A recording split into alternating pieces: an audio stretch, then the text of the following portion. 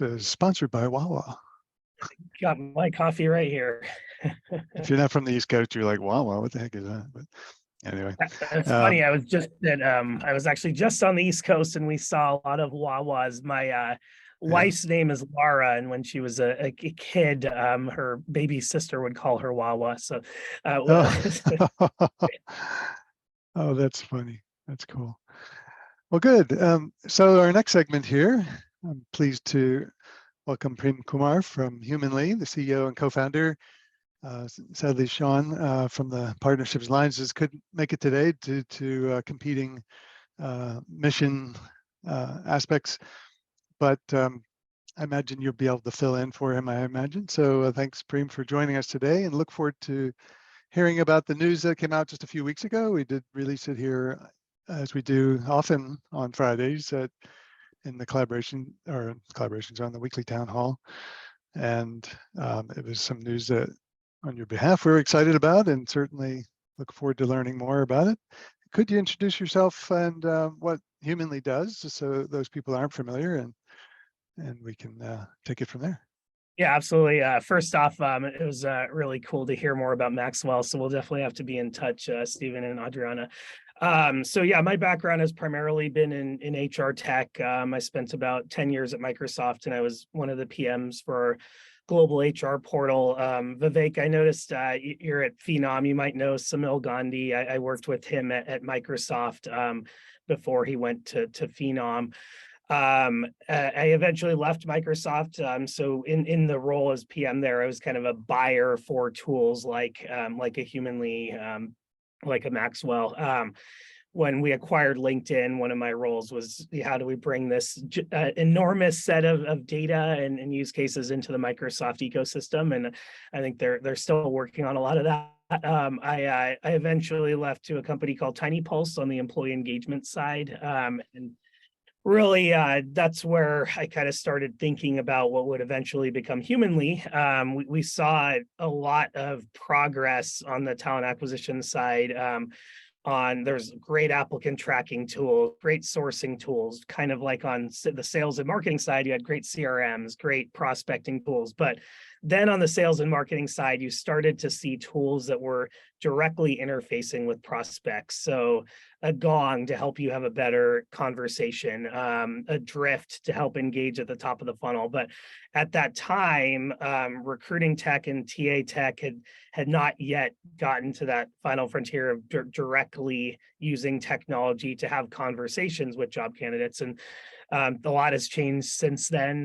There's a lot of great, chatbot tools that have hit the market, tools that like Bright Hire that are in the interview. What we're specifically focused on at Humanly is helping high volume hiring teams. And this is generally professional high volume. So entry level support, sales, operations, helping them screen at scale, schedule their job candidates at scale, give everyone a touch. About 80% of candidates are ignored right now. So how do you engage with everyone?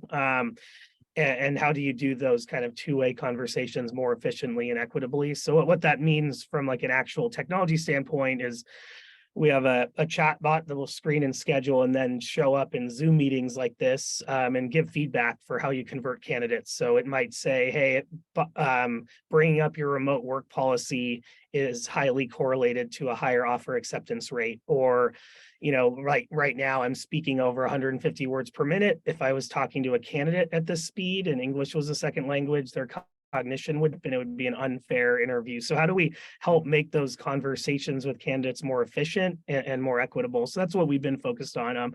So I'll stop with the long-winded intro, but to your question, Ward, we're excited we had a strong growth last year. I think the number that excites me is not so much like the revenue growth numbers, which are exciting, but really the customer impact. So we had a really strong net retention scores, about 149% net retention. So customers are staying with us. And I think we've lost like about one customer over the last couple of years. So we've definitely been doing what we can there. And yeah, we're going to be growing the team, and partnerships is a big part of that. So we'll talk more about that, but I'll pause there. No, it's great. Well, so when did the company get founded, and what was until a couple of weeks ago, I guess you announced the VC round. That was a Series A, was it, or Yeah. seed round? Series A. So you've had some seed investors. Can you tell me just a little bit about the kind of evolution from idea, tiny pulse, until now you're Yeah. like really starting to hit the ground? Yeah, no, when I was at Tiny Pulse, I would go out and meet with my role there was I was director of product and design, and I'd go out and talk to a lot of our customers, and I may have some ideas for the Maxwell folks as well when we did a lot of pulse surveying and employee engagement at Tiny Pulse, but it was kind of interesting whenever I talked to a certain type of customer about their engagement and issues around employee engagement, around perhaps diversity, equity, inclusion, and belonging. A lot of that started with hiring, and particularly when I would talk to folks in kind of high volume scenarios. So maybe they're working in healthcare, or maybe they're working in a kind of university, kind of part of the business where there's a lot of university hiring. They always wanted to first kind of talk about that problem in high volume, because a lot of the folks they had issues with getting 4,000 candidates in a 2-month period and only having the human team to really engage with 20% of them. And the ones they did engage with took a week to hear back from a human. So, it's kind of like if I told our marketer, here's a budget, get 1 million eyeballs to our website, but we just have the sales team to only demo potential about like 2% of potential customers that want to buy our product. Every other potential customer we just have to ignore because we don't have enough time. And that's really what was happening on the high volume recruiting side. You'd pay in time and money to attract a ton of candidates in, and you'd only have time to speak to a select few based on shortcuts you were using to screen them. So yeah, that became apparent when I was at Tiny Pulse, but that's not what Tiny Pulse did. Right. So Sure. 2019, we kind of started with an idea, went through an accelerator. We also went through an accelerator similar to Maxwell. So we went through Y Combinator at the beginning of 2020. And we're about to hit the market. We raised a small pre-seed round, and then COVID hit, and it was just a kind of resetting in a lot of ways. And it kind of helped us really focus on kind of the core pain of time savings that some of these folks were experiencing. How do we help you save time and do it in a way that's equitable, efficient? So yeah, we had the product then in 2020, and really 2021 is when we started growing a little bit more. 2022 we had a good growth year, and then we raised the Series A a couple weeks ago. So the total amount raised is around 15 million. Of course, fundraising is not success. I think what we do with the money next is going to determine how successful we are in the market. At That large. leads to the next question. Yes. What's planned for the $12 million? Yeah. What are you going to do different? Yeah. So, I mean, growing out the product, it's an amazing time to use the buzzwords of conversational AI and generative AI. And, I think what's happening, if,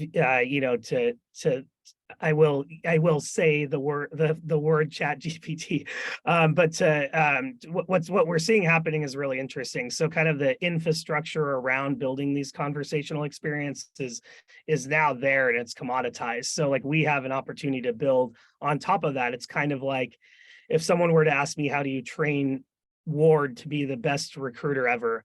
I would not meet Ward when he was a baby, teach him how to speak English, teach him how to walk. I'd let his parents do that. And that's what Chat GPT is doing. They're building the infrastructure that makes these things good at talking. But that doesn't mean if they're talking to a Colorado candidate and there's certain pay transparency laws that an LLM is going to know how to effectively have that conversation. So that's where vendors like us can come in and add that layer on top to really not just be good at talking, but be good at recruiting. So that's been a big part of what we're investing in, is that layer and that data to deliver AI in a safe and ethical way.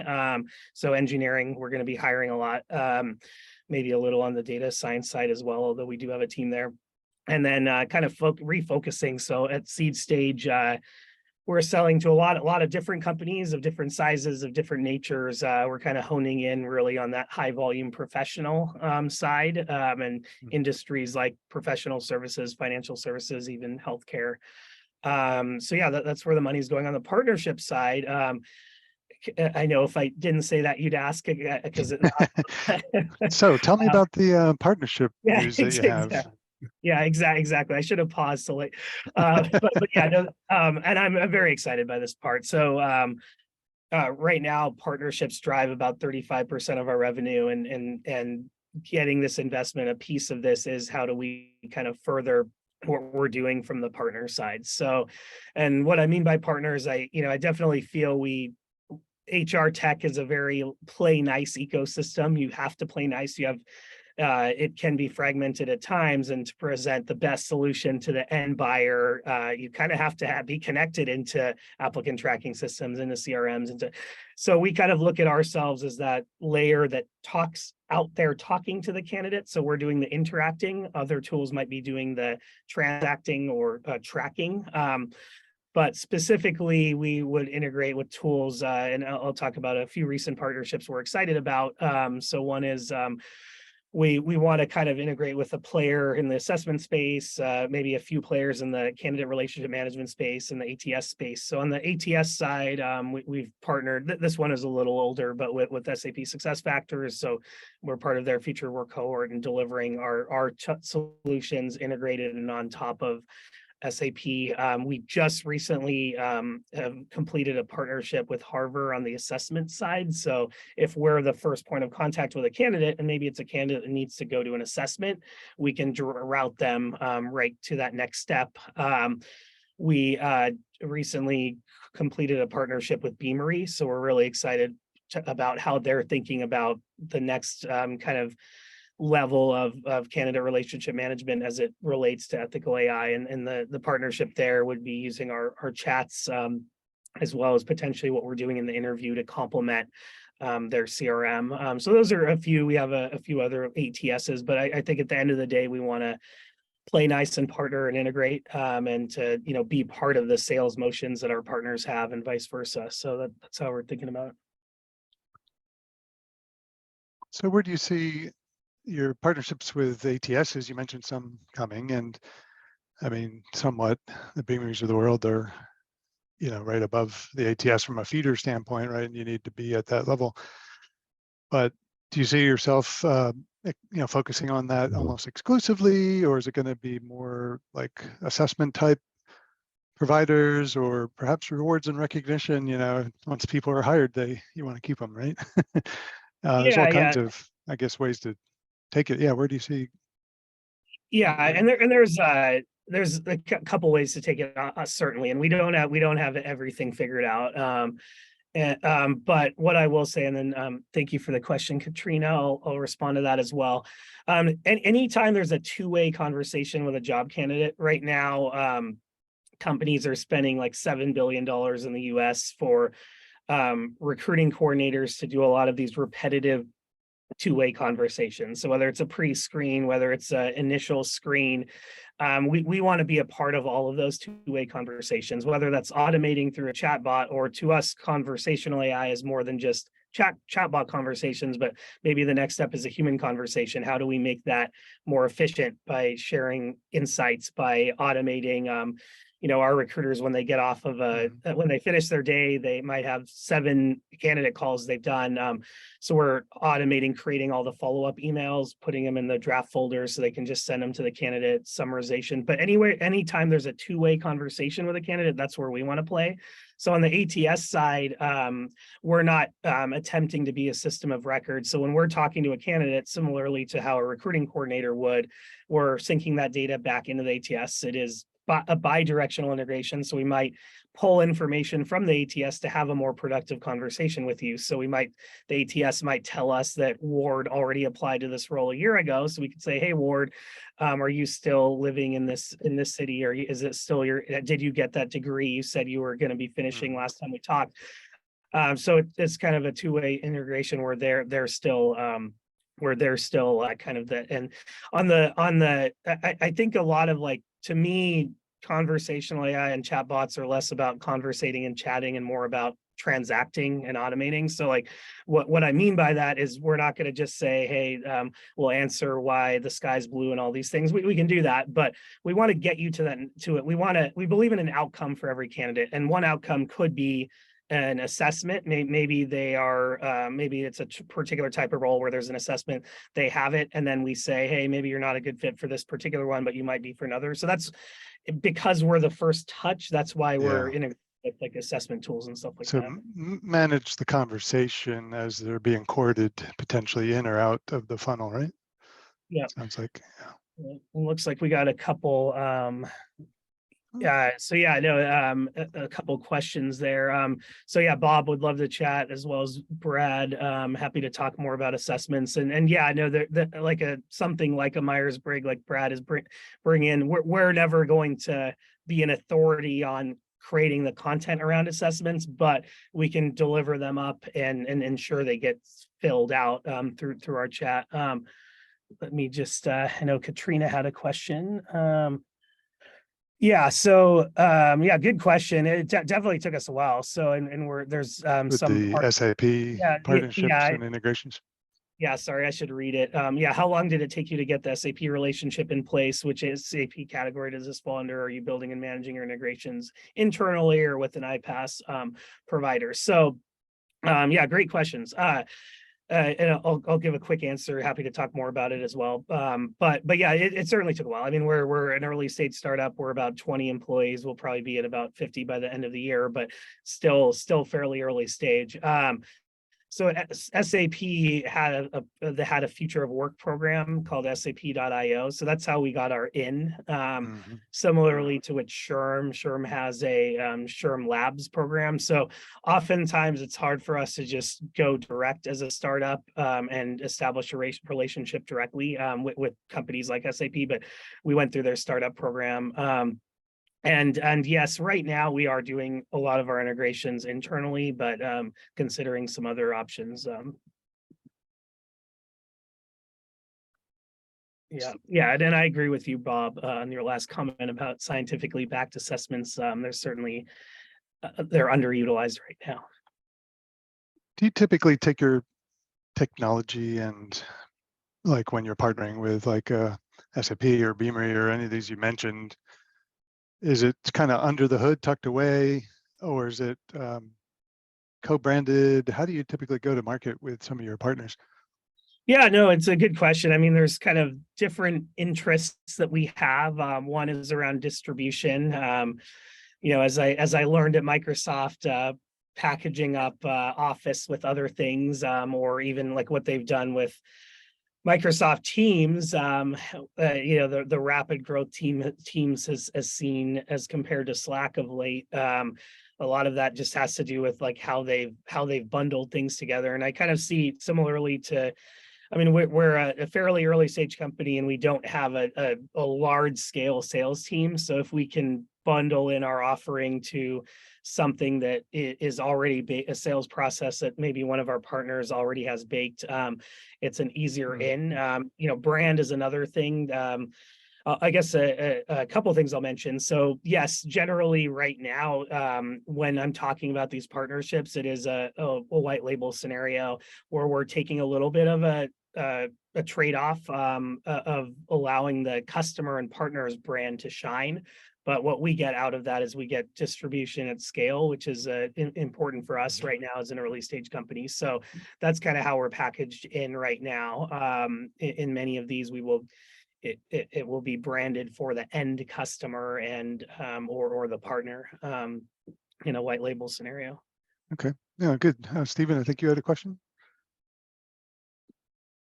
Have to find the mute button, especially with 2 monitors.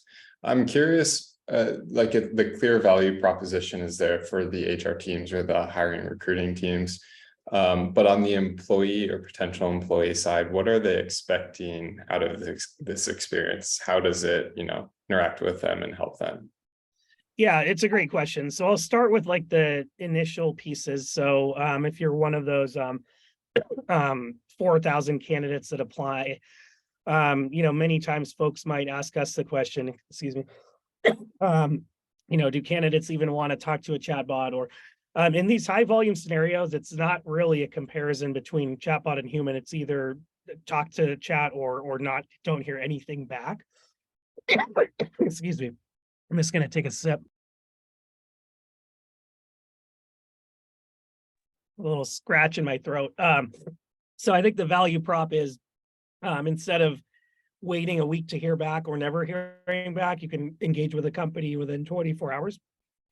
We do a lot around like Q&A. So, I think part of the screening process is not just the company screening the candidate, but the candidate screening the company to make sure that it's a good fit. So a lot of what we do when you're talking to our chats is you can ask questions about what's career pathing like, so those sort of things are a benefit back to the candidate. And we do have some data around this where we have candidates rate our chats, and generally it's about a 4.7 out of 5. They like the experience because it's a two-way conversation. They're getting their questions answered versus just filling out a giant form and hoping they'll hear back. And then, I think for sure, Adriana had some good point. Adriana had some good points. The consistency is really important. So we're able to give everyone a pretty similar experience. When I talk to a guy named Neil Barnett, who runs the autism hiring program at Microsoft, we've talked about how chats can be used to provide flexible options to folks with autism spectrum disorder. I think the consistency piece is also balancing consistency with some level of optionality is important. But then once you get in the Zoom meeting, there's a lot of bias. So we find, for example, if I'm a recruiter in Seattle, and this is real data, if I'm a recruiter in Seattle and I'm interviewing another candidate in Seattle, our data shows that I'm more likely to spend 2 more minutes on small talk, which kind of talking about the Seahawks and the Mariners, which seems fine, but by the time I actually get to the questions, I already have a higher sentiment towards the candidate. We found with another data set in Zoom interviews, this is horrible, but there was a company that was struggling with hiring a diverse, gender diverse workforce. It was all men in their IT department. And they didn't know why. The pipeline had men and women. There's a lot of qualified candidates. We found in Zoom interviews, women were getting 10 minutes less to speak in a 45-minute interview. Were more likely for the person to show up late, more likely to be interrupted, and more likely to have less time given to them for questions at the end. So I think, measuring these conversations will help us. You can't change what you don't measure, so it'll help us, solve problems as it relates to DEIB as well as. Adriana saying there.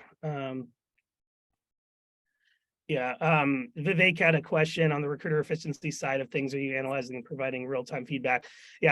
Certainly happy to talk more about that as well. But yes, through a Chrome extension, this is a little bit newer. We are doing some level of real-time. Historically, it has not been real-time. So generally, we're giving you reports after your calls, but there are feature sets we have right now that will sit in while you're doing an interview via Chrome extension to give feedback around efficiency, but not going extremely deep, haven't gone extremely deep there yet. Are you guys touching that space at all? Like, so for example, when someone comes in saying, hey, if they get the job, here's an example of a development plan that might be right for them for the next 6 months to a year or something like that. Yeah, so great question. And it's very interesting. I hear all the time hiring managers or leaders saying things like, oh, this was a bad hire. Maybe you were bad at doing one-on-ones, at developing, at training, and onboarding. So I think things aren't generally being looked at holistically enough. What we are doing and where we stop. So what I could see us doing is partnering with companies that are developing content, and we're more like of a delivery mechanism for some of that. We are doing some checkpoints as it relates to onboarding, so ensuring people are set up for success. Do they have the proper mechanisms in place to be successful at the company? Another thing we're doing is plugging into post-hire systems, so we can look at which employees ended up having, to use a term that Greenhouse coined, the highest employee lifetime value. So which employees, a combination of our tenure, but also performance, maybe engagement data from a culture amp. But we basically have a score that's employee lifetime value. So we could say, what are we doing in in recruiting and onboarding that is most highly correlated to the group of employees that have the highest employee lifetime value. So we're using some of that data, but we're not necessarily building IP around how we develop and coach. But to your point, a lot of this stuff, even the DEIB piece, it requires a lot of other pieces, and some of them are technological, some of them are not, for organizations to really solve a problem. We're not going to solve everything, right? But it's a good point. Yeah, terrific. I see there's some more questions. Maybe you guys can connect up, offline. We need to stay on the schedule here and call it a wrap for this week. But Prem, thank you so much for joining, and congratulations on the raise and the success that you've had so far. Look forward to hearing more successes from you and your organization. Thanks for coming on today and sharing and answering questions. Thank you all. Thanks, everyone. Thanks, guys. Good everyone. weekend. Session. Great Thank you. hour from everyone. Thank Thanks you. so much. Bye.